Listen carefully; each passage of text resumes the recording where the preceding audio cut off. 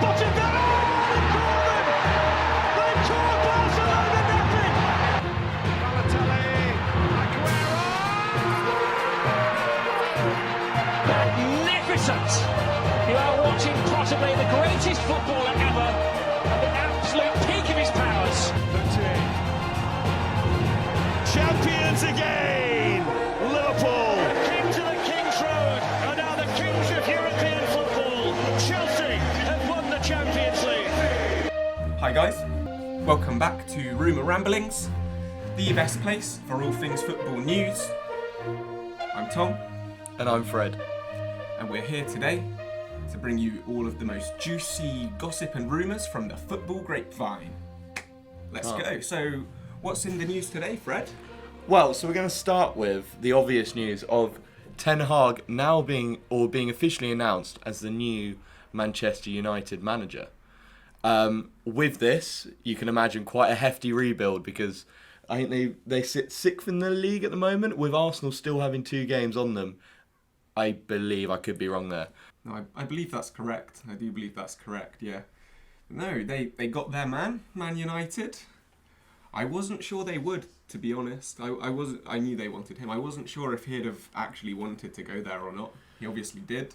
And they couldn't have got anyone better, honestly. They couldn't have got a better man for the job, I don't think. I mean, I think it's a win-win for him. I might have briefly spoken about this last episode, but the fact that he could either be the guy to make Manchester United great again and bring them back to their glory days, or it could go wrong and then no one's going to think badly of him because every manager that's been there, it's all gone wrong. The amount of good managers Man United have had who couldn't do anything at Man United, it just would be no different. I don't think it would tarnish his career, so I think it's a safe option actually, with other people saying the opposite. That is interesting, actually, and he might be safer now that they're. I believe it's both of their head scouts. I may be wrong, but 2 very high up recruitment people in United have resigned very recently. Yeah, and well, we don't know who's going to replace them yet, but that could make a hell of a lot of difference for Ten Hag, to be fair. No, I don't think they're the only people that will be leaving Man United as well. You see all these, there's a lot of free agents now as well. So we got Paul Pogba, looks like he's played his last game for Man United, picking up that leg injury that's going to put him out for the rest of the season. Yeah. You got Matic, Jesse Lingard, Cavani, Mata, loads. And then we've got Wan-Bissaka, Eric Bailly, Phil Jones, Teles Martial and Rashford all looking like they could be transferred out in the summer as well. Some of those look more likely than others to me to be leaving. I wouldn't be surprised if Wan-Bissaka and Rashford ended up staying, or even Teles actually, but I think the other few would probably be loaded off. Martial's gone, I'd say. Yeah. Well, a lot of these players as well have been, I say important parts of the squad this season, but none of them have been important. But because they haven't done anything, but they all get on the team sheet occasionally. They're a big part of the team. They're not just nobody names like Danny Drinkwater at Chelsea. Like they're important players. And something I also found quite interesting was Donny van de Beek. He never really got his shot at Man United. He's gone to Everton on loan. Ten Hag has been reported to want to give him another chance at Man United. That could be interesting. Yeah, I mean, it's interesting. I'm not surprised by that, to be honest, because Ten Hag's obviously the man that kind of made Van de Beek, brought him up through the Ajax ranks, and started his career off. So there's obviously a relationship there. They obviously have some kind of repertoire already built up. So it's interesting. It's not surprising at all. I guess from a Man United point of view, they've just got to hope that he's the man that can bring Van de Beek back up to that level again that he was at Ajax. I also don't think he's been particularly awful. No, he's not been given a proper chance, I don't think. No, I would agree with you there. So it looks like as well, Ten Hag's going to get a lot of money to spend on players. Yeah. It's been reported 200 million around about for new players to come in, which is quite a lot of money. Yeah, and I mean, there are some pretty good targets on their list as well. Christopher Nkunku from Red Bull Leipzig. He's been on fire in the Bundesliga this season. I've lost track of his goals to games ratio now, but I think when I last saw it, it was like 16-16 or something along those lines. That would be an amazing signing for them. Probably better than Martial, Rashford, Cavani. Name all of them. For them. Yeah. Well, all of them bar Ronaldo, probably. Yeah. There might even be a debate there. And Pau Torres, I don't know if he'd sort out their defensive issues, but they've been strongly linked with him recently, and he would be an improvement on any of their current centre-backs, really. I'd say they would need another centre-back to partner him in an ideal world, but... I mean, there is a high chance it could actually help them, because they got Varane in, and he's obviously a decent defender. You've got to take Harry Maguire. If he keeps playing on this, you've got to take him out of the picture, really. So I think he would slot in there quite nicely as a centre-back. But on the topic of Harry Maguire, is he going to be the club captain still? I think there's a pretty strong argument to say he shouldn't be. No. I think I saw Roy Keane and Carragher talking about it the other day, actually, and Roy Keane's very much of the standpoint that Maguire would actually have had a much better start to life at Man United, and his career in general would have gone a lot more smoothly at United if he hadn't have had the added pressure of being captain while he was trying to settle in. I think there could be something in that. Damage might be done now, and it might be too little too late. They might just need to shift him off elsewhere. But a new club captain makes sense. Who would you say it should be? Like, out of who they currently have in the squad? It depends what you want to do, because obviously David De Gea is their best player, and he's been there for a while. He is a role model for many. But when he's a keeper, which sometimes everything starts from the back, starts from the keeper, but you want kind of a midfielder, I believe. I always think that as well, to be fair. The best captains in Premier League history have all been midfielders. Yeah, 100%. So I don't know really. I think it's Ronaldo would be the first name that would spring into my head, in all honesty, and that's mainly due to lack of other options. Like I don't know. I get that, but I don't think Ronaldo would be a good captain to have. Yeah, he's a role model for what he does on the pitch, but he just doesn't see. He seems to me, and this could come across harsh, a little bit of an individual rather than a team player, especially at Man United. It's been said. I mean, that is definitely a common criticism of Ronaldo. I don't know. It is funny to think at the moment that Ronaldo's like in that Man United dressing room and Harry Maguire's like, oi, Cristiano, pull your socks up, mate. And he's just like, all right, captain. Like, no, can you imagine that interaction? 100%. I actually don't know. Possibly, I know he's only been there for a little bit, but Varane, he's got that knowledge there. He's a great footballer, so I think that would probably be my best guess, either him or De Gea. Yeah, I think De Gea is a solid shout, to be fair, mainly just because of how long he's been there. But yeah, watch this space. Will Man United have a new captain? So on to our next story today.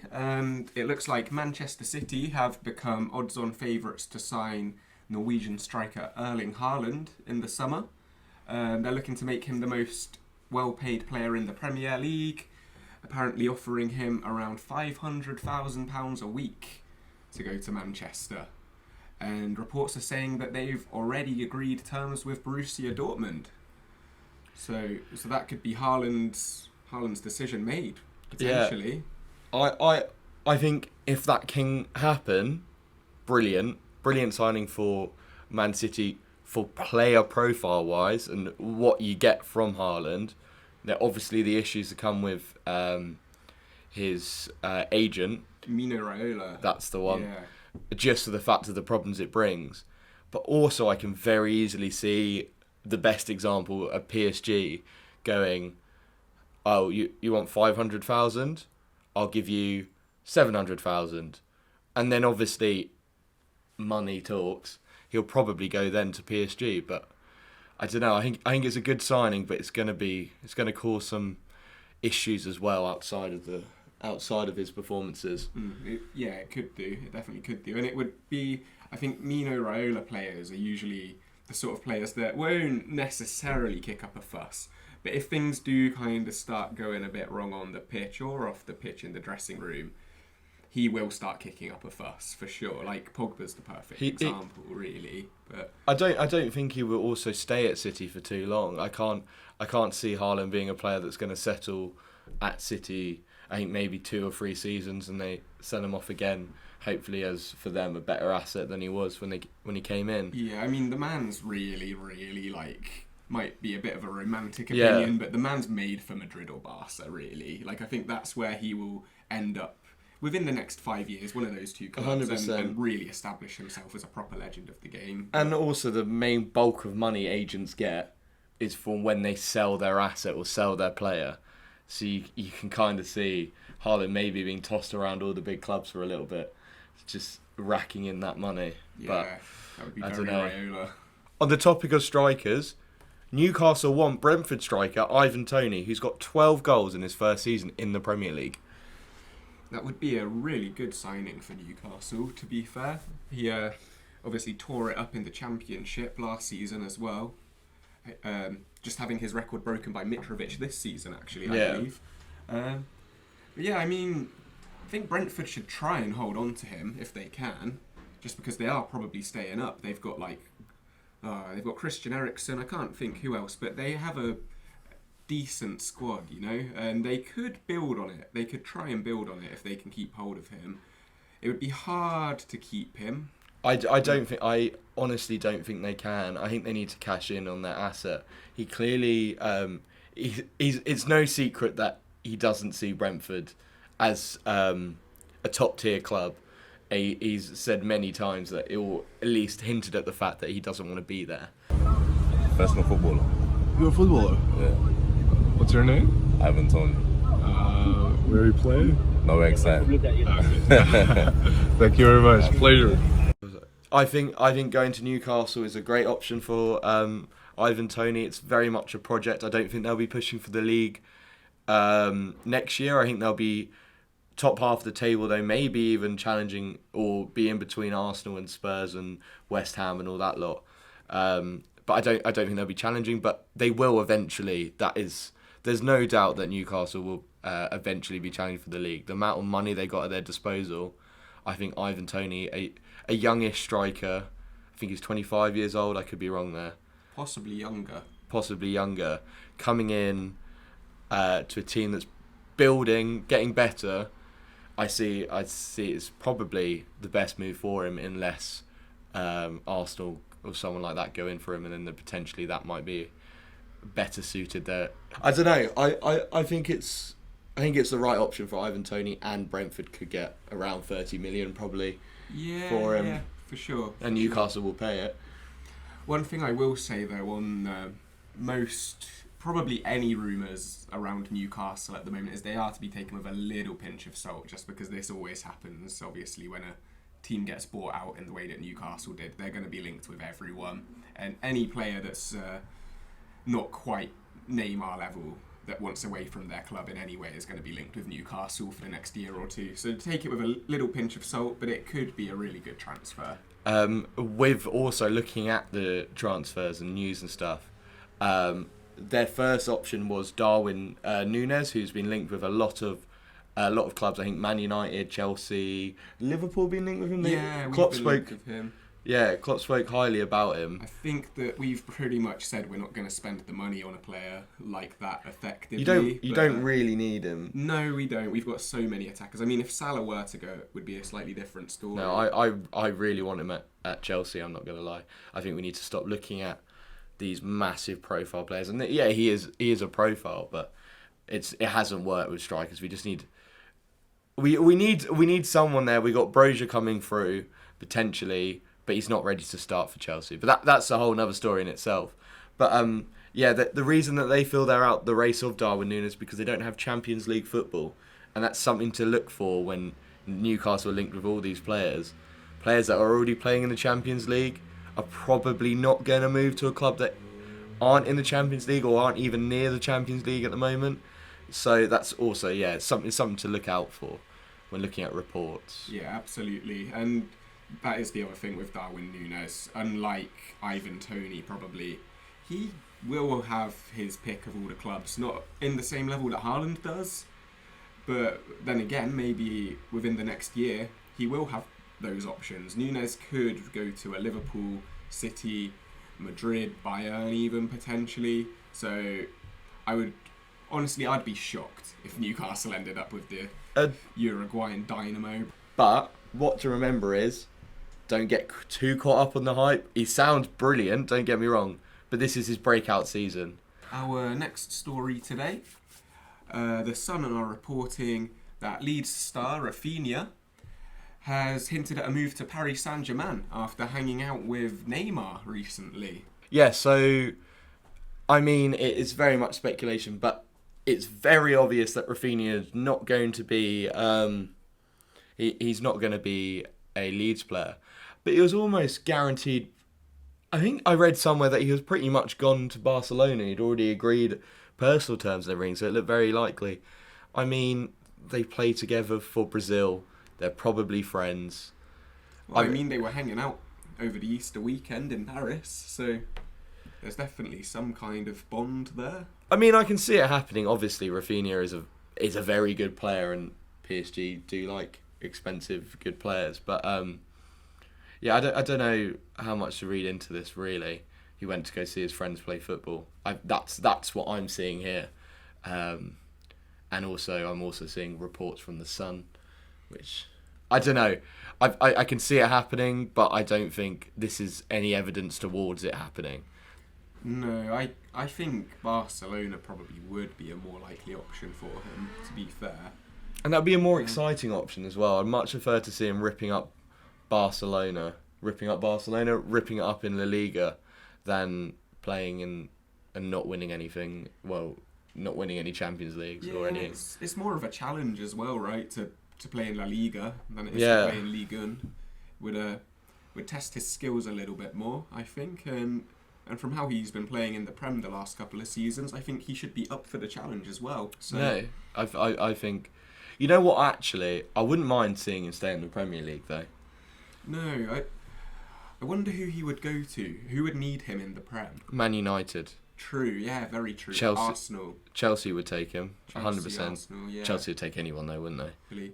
But yeah, no, I think Man United, I think he would be amazing signing for Man United, and one that could happen. I think he should be at least top of their list. Yeah, for sure. But at least near the top anyway. But we'll see about that.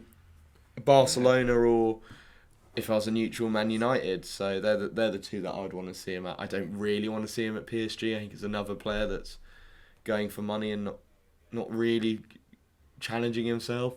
But yeah, and that's what it would be as well. Completely, like, if he wants the money, he'll go to Paris.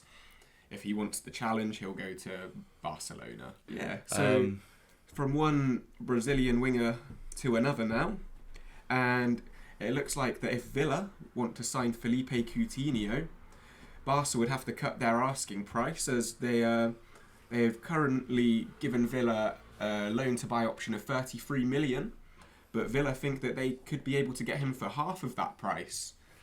I think if that is possible, which it is, for the fact that it looks very likely that this could happen, because Barcelona do need to balance their books a bit, and the whole thing with Messi that happened, like they need to like almost get rid of all the dead wood and restart basically. So it could happen, but half the money.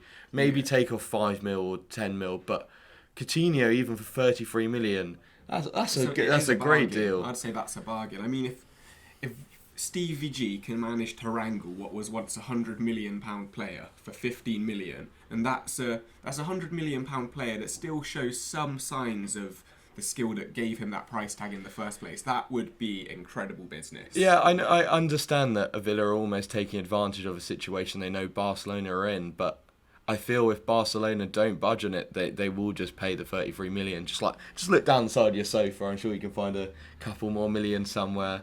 But I mean, the wage comes into it somewhere. I think that's the main reason Barca want to offload him anyway. Obviously, is more the wage than anything else. So I think that would probably be where this has come up. I think it's because the wage will be so high. Villa are saying like, we don't want to pay all of the transfer fee. But he happily took. I think he's on a pay cut at the moment going to Villa, and I think he said he would take a pay cut to go to Villa as well. Okay. I mean, at this point, when you're making so many millions, a couple million extra or a couple million less, I can't see making too much of a difference. I wouldn't know. But, I mean, he looks like he's enjoying himself back in England, so I hope he does go to Aston Villa. Yeah, and there have been links for Luis Suarez to be going back to Villa as well recently as well, so we could have the old Liverpool band back together in Birmingham, which would be cool to see as a Liverpool fan, so yeah.